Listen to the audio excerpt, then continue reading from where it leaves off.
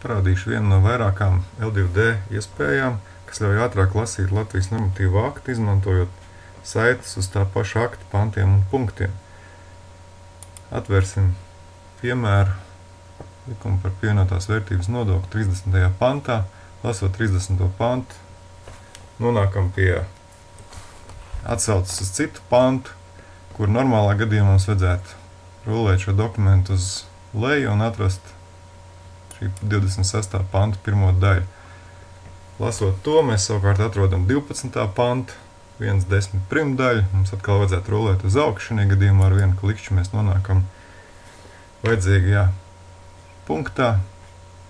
Šeit atkal ir atsaucis,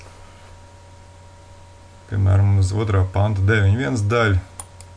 Noklikšķinam un esam tur.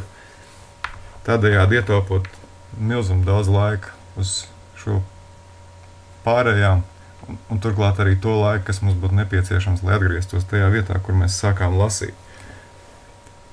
Izmantojot pārlūk iebūvētās iespējas atgriezties par soli, mēs varam atgriezties atpakaļ sākuma punktā un turpināt lasīt no vietas, kur mēs atradām pirmo atsauci.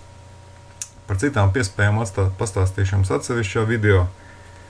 Tiesa gan jums jābūt reģistrētam L2D lietotājiem, lai šīs iespējas izmantotu.